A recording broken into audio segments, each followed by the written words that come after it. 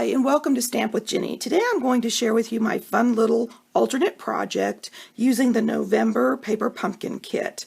This kit happened to come with 24 tags, 6 tags of 4 different varieties for your crafting needs.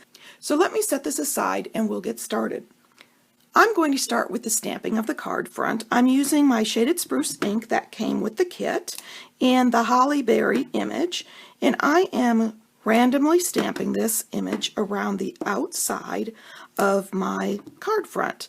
Now remember, you'll want to get ink across the entire stamp image by moving it around your pad, and by holding the stamp and counting to 3 you should get a nice finish.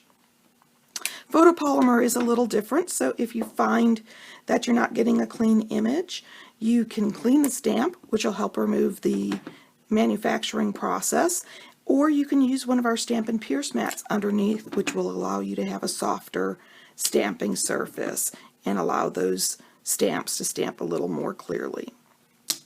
So once I've got that done randomly around my outside edge, I'm not worried about the inside so much because our focal point will do that.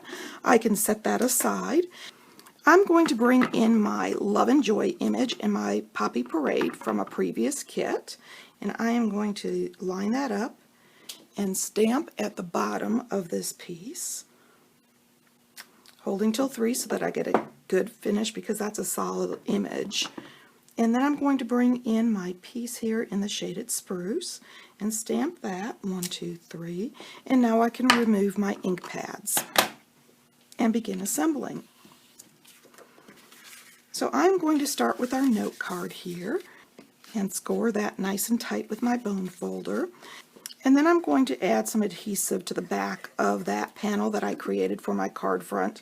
And I love the fact that our Whisper White cardstock is thick enough that if you make a oops, you can turn it over and start again on the back. So I'm going to add that. I'm going to adhere my layer with the sentiment onto the Poppy Parade cardstock. Flip it over, and I'm going to add some dimensionals to the back here to pop it up and give it a little more depth. Move the protective strips and bring that in and adhere.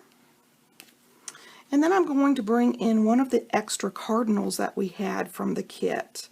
And Stampin' Up! Is always very generous with the different pieces. And they gave us 3 extra cardinals for this kit. So I am going to adhere that right above my sentiment here. And then I'm going to bring in some rhinestones and my Take Your Pick tool. I'm going to take a rhinestone here and add it, I guess, right there to the little one. I'm going to take one of the larger rhinestones and add it here. And since I put my bird a little higher on this particular card, I'm going to set one next to it, the smaller one here. Take Your Pick tool, doesn't want to let go. There we go. And of course you can always stamp your envelope to make it pretty, either on the back flap or on the front here, and I'm going to add this little holly here to the bottom. There you go. So let me bring in the original again. If you'd like to learn more about Paper Pumpkin, feel free to contact me at stampwithginny@gmail.com.